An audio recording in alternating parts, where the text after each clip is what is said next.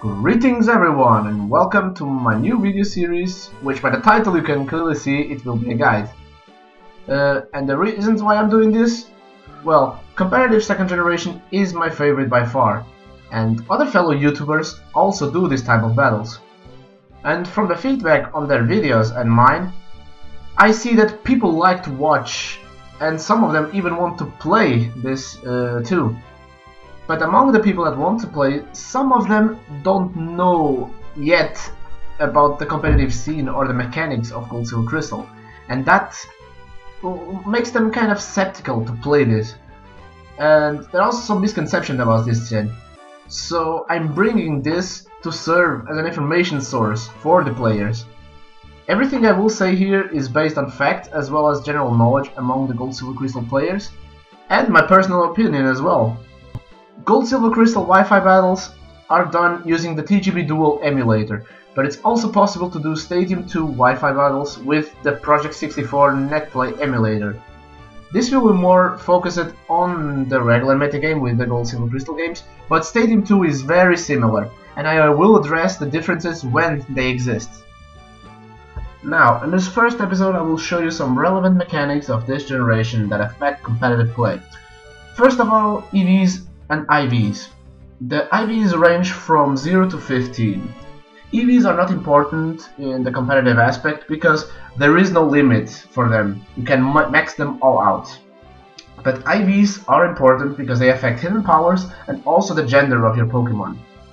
The gender is determined by the attack IV and depends on the male-female ratio of a Pokemon. For example, Vaporeon, which has a much higher male ratio, can only be female if its attack IV is lower than 2. If it's 2 or higher, it's a male. On the other hand, Misdreavus has an equal male-female ratio, which means that with an attack IV ranging from 0 to 7, it is female. Higher than that, it is male. The hidden powers are also determined by the IVs. However, the program that we use to generate Pokemon for Wi-Fi battles here, the Pikasav, it automatically sets the IVs for the hidden power that you want, so you're good to go. Therefore, using hidden powers lowers some of your stats, yes, but the coverage that you obtain from them, it's totally worth it. The IVs also determine if a Pokemon is shiny or not. To be shiny, it needs to have 10 IVs in defense, speed and special. The special IV refers to both special attack and special defense. And the attack IV needs to have certain values. It doesn't matter here because of that fact that the defense, speed and special IV need to be 10.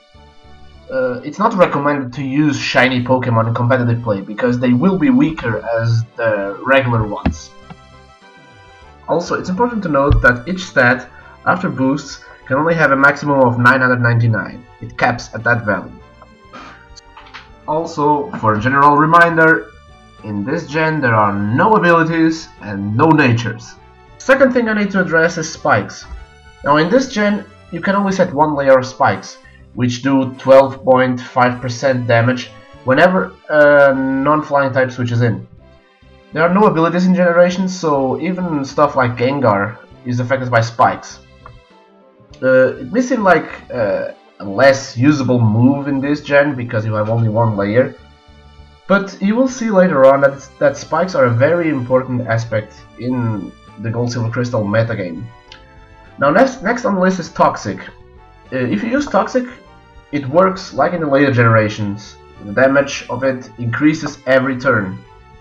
However, as soon as that Pokemon that is affected by Toxic switches out, the toxic poison will revert to normal poison, which means the next time it comes in, it will only deal the 12.5% each turn, like normal poison. This may also seem bad, but because of the mechanic I will show you next, it's also an important move in this gen. And it's basically how residual damage is dealt in this generation. Damage from Burn, Poison, Leech Seed, Curse used by a Ghost, and Nightmare are dealt right after the affected Pokemon moves and not at the end of the turn. So if you perform a switch, for example, and you switch in a Pokemon that's poisoned, it will immediately lose 12.5% of its HP right on the switch on. Combine that with spikes and you will get an instant 25% damage on the switch in. However, if a Pokemon suffering from these conditions KOs an opponent's Pokemon, the residual damage won't be dealt. If that Pokemon switches in after a Pokemon from the team faints, it won't lose any HP either. It's important to note that if a Pokemon faints right after moving, for example because of poison, recoil or using explosion, the turn ends right there. So even if the opposing Pokemon hasn't moved yet, it won't move on that turn. Also, a quick note on status moves. If you use one and it fails, you need to look at the message that appears. If it says it didn't affect the target Pokemon, it simply missed. But if it says it doesn't affect the target Pokemon, that means that that move will never succeed against that specific Pokemon. Moving on, damaging moves are classified as physical or special depending on their types. The types that are considered physical are normal, ground, poison, fighting, bug, flying, rock, steel and ghost. Specials are fire, water, electric, grass, ice, psychic, dark and dragon. Hidden powers can be physical or special depending on their types. For example, Hidden Power Ice is always special, while Hidden Power Rock is always physical. Next is Sleep. Sleep can last between 1 and 7 turns. In Stadium 2, however, it lasts only between 1 and 3 turns. If you use Rest, it always lasts 2 turns, obviously. Note that you burn a Sleep turn whenever that message appears that says Pokemon name is fast asleep. In that regard, there is also Sleep Talk. It's a move that caused some controversy among players, but I will address that later. Now it's only about the mechanic. Now Sleep Talk in this generation, if it hits Rest and that Pokemon doesn't have its HP at full, that Pokemon will regain again all of its HP. The sleep counter will also reset, meaning that it needs to sleep for 2 turns after that, just like it used Rest normally.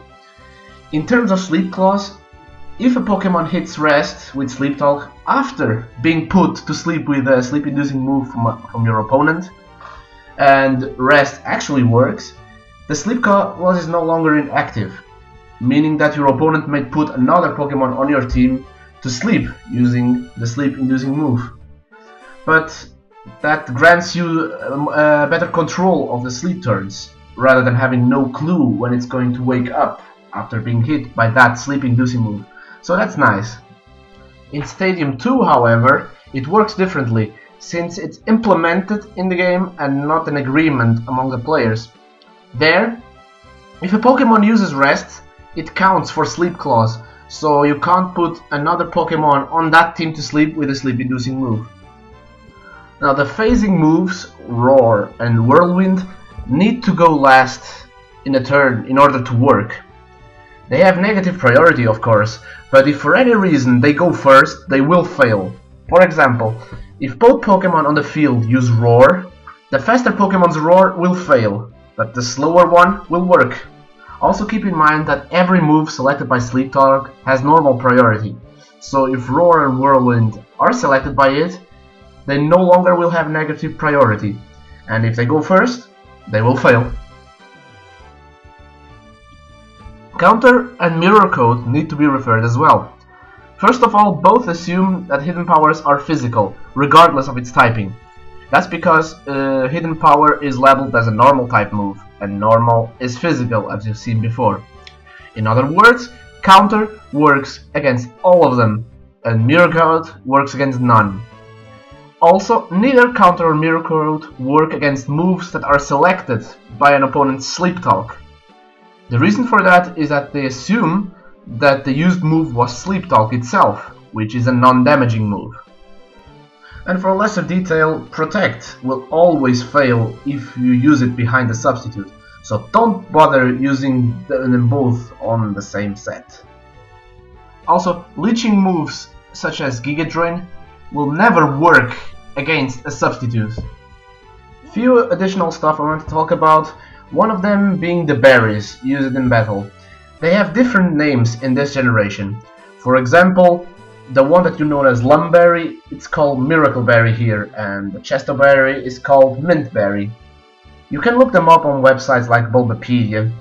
I will address some competitive used items in the next episode anyway, so look for that. And another thing is the so-called Marowak glitch and the Belly Drum glitch. The first one is simple.